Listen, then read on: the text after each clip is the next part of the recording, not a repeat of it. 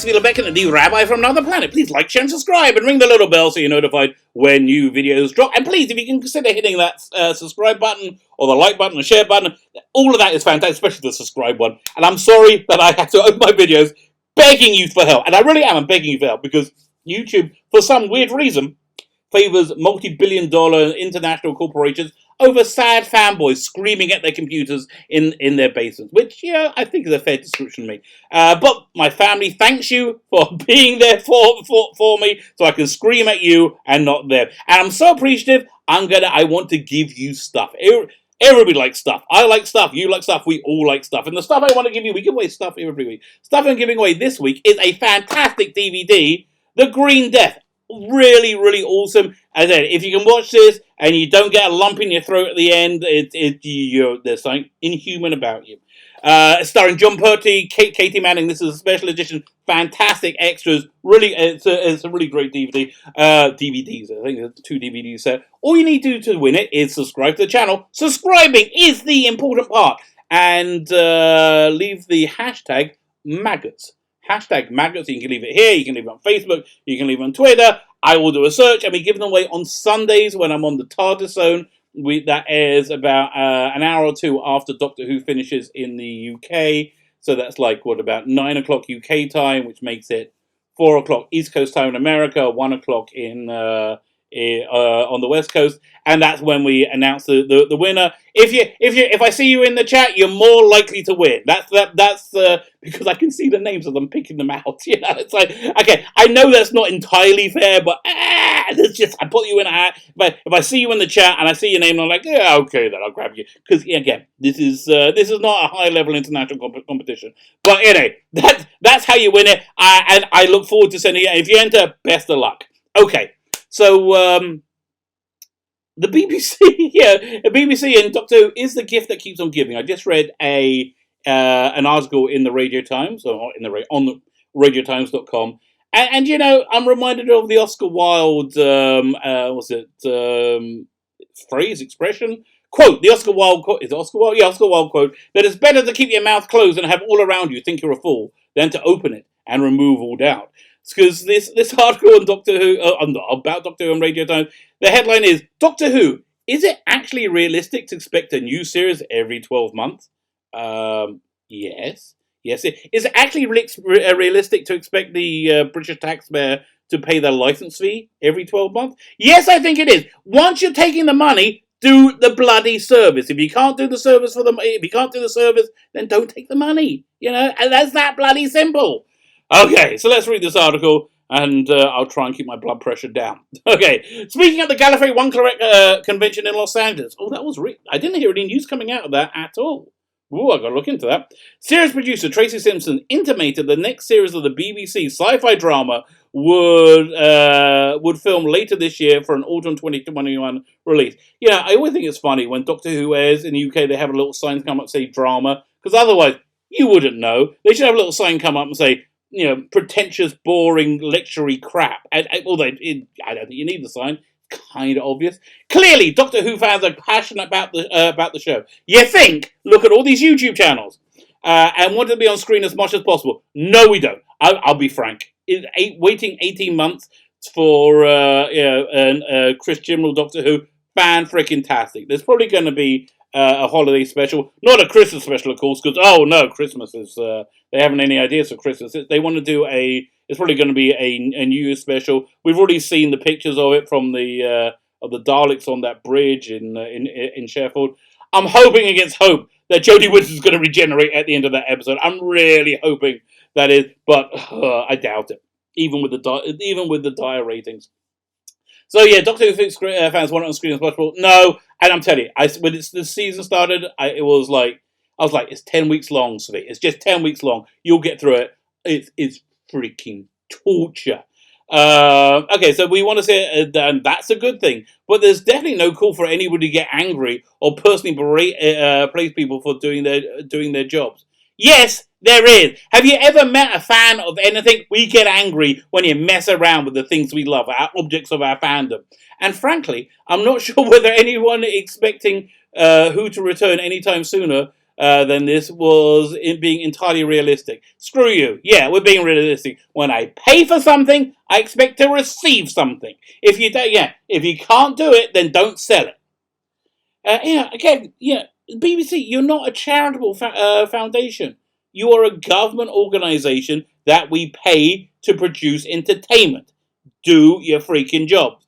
Because the truth is, Doctor Who really isn't like any other show on television when it comes to production. That's pretty much true. Excluding two-part stories, every single episode requires a new guest cast, new costume, new props, new filming locations, and barring any use of the TARDIS, entirely new sets, essentially rebooting the entire thing every week. Yes, exactly like Russell T Davies used to do. Exactly like Verity Lambert used to do in 1963. Exactly like John Nathan Turner used to do. Yes. They all managed it. Stephen Moffat managed it. Yes, don't tell me it's an impossible task when I see everybody else bloody doing it. Yeah, it kind of reminds me, this is a true story.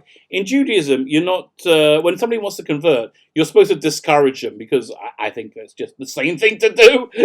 And you've got to, I suppose, because, we're not a proselytizing religion. I tell you, true story. There's a guy who was thinking of converting. This was back when I was in rabbinical seminary, and so I was chatting with him. I was saying, going over like, "You're crazy, okay? There's all this crap you got to do. Firstly, there's all the Jewish holidays, which are a gazillion million of them, and you mostly can't be online or use electricity directly when you're doing them. There's all these kashrut laws, like you can't eat meat and milk together. That means you're never going to have a cheeseburger again. That means you're never going to have a bacon double cheeseburger again. Yes, I do miss them still. You can't have a shellfish. You can't have a shrimp. You can't have prawns. You can't have crab. You can't have lobster. No surf and turf. And kosher food is freaking expensive. It's about 3 or 4 times the price of like normal food. And then you got to buy all this like stuff for like Jewish observers. You got to buy this big palm leaf. I'm not making this up. You've really got to do. You got to buy this palm leaf and a lemon and a couple of bushes. It costs you about $50. Okay, if you're in America, it costs you like $200-300. It's a fortune. So I was going through all these things that you like. This is you got to be crazy. And then he thought about it for a bit. He said, really? Then he looks at me and says, you don't look such a superhuman to me. You don't look like so. You don't look like a Superman. I'm like, well, that's a fair comment. I'm a pretty average, normal guy. And he says, well, if you could do it, why can't I? It's a pretty good argument. I can't argue it. So if they could do it, why can't you? So the article goes on. When I spoke to Chris Chibnall last year, he revealed that he hadn't had a single week off since taking over the series, only managing some time away shortly before our interview. Wow. Again, this is not a volunteer service. This is not an act of charity you're doing. This is a job which you are extremely well paid for. I tried to find out what his salary was, so I googled it, where you find out the information for everything. I found this website called celebritynetworth.net, and it said Chibnall, his net worth is $10 million. Shouldn't that be pounds? $10 million, and he gets paid $1 million a year. And listen, I don't know how much he gets paid, but I know that television production, being the showrunner of a high profile TV show, is not a underpaid job. You're not on slave wages. And also, I would posit perhaps this is a job he's wanted all his life. We did all see him on open air berate Pip and Jane Baker and John Nathan Turner that they couldn't write. Ha ha! How's that feeling now, Chibnall?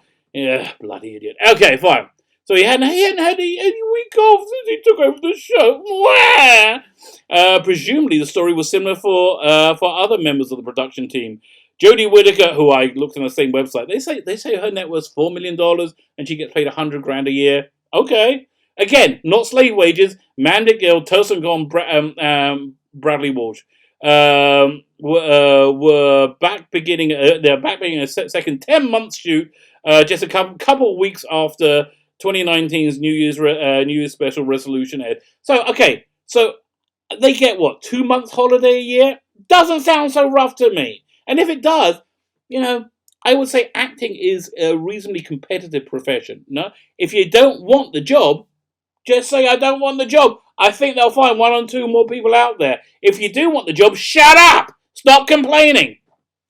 For everybody who works on, for everyone who works on Doctor Who, it occupies all their waking hours. Yes, that's called dedication and perseverance. That's called wanting to succeed. That's what you need to do to succeed. I remember talking to my son when he was young, like when he was like 8. Maybe he was maybe have been that young.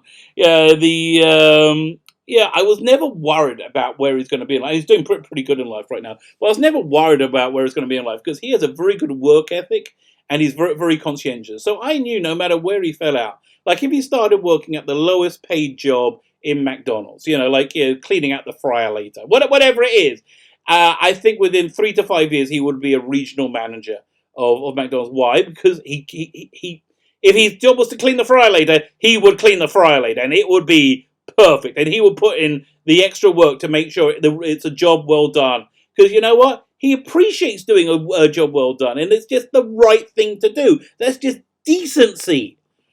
Stop complaining that your job is hard. Yeah, it's your job. Do it. No one's having an easy life. That's what most people are not having an easy life. Fine, so he goes on. So he's working the weeks and hours. You probably heard the same thing across the decades from everybody working on the show. It's very full on. Yes, it is. Because we do something that no other show does. Yes, I know. Certainly not on British television. It's a big movie every week. So you've got a new guest cast, new sets, new monsters. Everything is new except these 4 people and one set you might use for a minute every episode. Wah! The undertaking is just enormous. Yes, that you took on. You took on the undertaking. Stop complaining. I have a feeling Nick Briggs will bite your bloody hand off to be working the wee small hours. He continued, and you always want to make sure that you're bettering the production levels that you set that you set and other people have set. In all fairness, the show does look good. He has made the show look very good, but it's just so bad. It's hard to really judge. But this output was oh yeah. So then they talk about in the article. The elephant in the room. Didn't Russell T Davies make 14 episodes a year? Yes, he did. And then they go on to to give an explanation for this. But this output was a one-off. Well, no, he did it for many years. And then Moffat did it 13 episodes a year. Okay.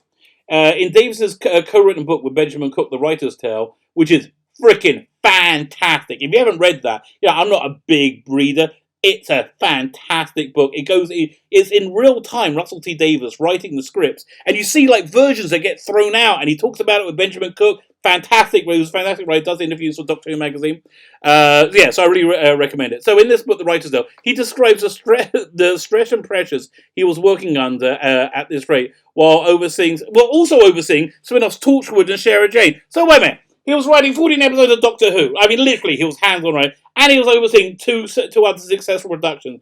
And his successor, Stephen Moffat, ended up splitting the 6 and 7 series into 2 parts to help manage the workload. Okay, he still managed to squeeze them out for a full 2014 series before taking Who off the air entirely in 2016, save for a Christmas special. Yeah, because it was a military Sherlock. Chris Chibnall is doing nothing else other than 10 episodes of Doctor Who. It's not that impressive. Just do your freaking job. When you think about the golden age of annual 14 episode Doctor Who hasn't really existed for over a decade. Yes, it's 13 episodes and existed in 2017. Losers, just do it. Oh. So it's not entirely fair to hold Whittaker Chibnall era to the same standard.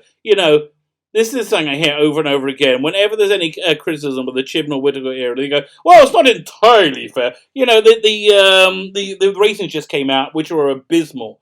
And the way they do the final ratings now is they call it the +4 screen, and the way they did the final ratings by Capaldi, it was called the L+28. So they go, "Well, it's not a fair comparison." No, final ratings are the final. Well, okay, whenever their failures become apparent, they go, "Well, it's not a fair comparison." I'm sorry, it's a fair comparison. Shut up. Argue in large part thanks to Who's revival, sci-fi TV has developed massively over the decade and a half, to the extent that it's possible it does take longer to build sets. Why? Because there's more sci-fi TV shows being made? Shut up! Then go to another country to make them. Craftpot creates CGI. Okay, they did this before you started. Before Chibnall started, they were able to do it. You should be able to do it now. So they're saying, would you really want to rush and get an inferior product to satisfy our own impatience? I can't imagine a more inferior product to what they're currently putting out. I don't think it's the time is the issue. I think it's the people putting in the time is the issue. And the people putting in the time, I think, are lazy. The reason I think they're lazy is because they're complaining about having to do 10 episodes of TV once every 18 months. Okay. Look, as a Doctor Who fan, I'm keen as anyone to see Doctor Who on TV as much as possible. I would love to see Doctor Who on TV. I haven't seen it since 2017. I've seen Imposter Who. This garbage that they crap out every year, every 18 months. But nothing has actually stopped. The team down at Roselock are already working for you. I don't care! I don't care what they're doing! I don't care about the work they're putting. I care about the finished bloody product. I care, don't give me your excuses. Do the work or find somebody who will. Or leave and we'll find somebody who will. Okay, so they're working on it. And before you know it, Doctor Who and the TARDIS will be back in action. As with many things in this brilliant, complicated series, it's just a matter of time. God, I wish it was just a matter of time before Chibnall and Whittaker leaves. They sap my strength. Anyway, again, this reminds me of a famous old Jewish joke. You have two old Jews at a deli, and they're going, the soup here is terrible. There will be chicken soup, I assume. Soup is terrible. It's cold. It's flavorless. I can't stand it. The matzo balls are weak. And the other one goes, and the portions are so small as well. So that's basically where we are with Doctor Who. It's terrible, and we have small portions of it. My name is Phila Beckham, the Rabbi from another planet. Please like, share, and subscribe, and have yourself a fantastic day.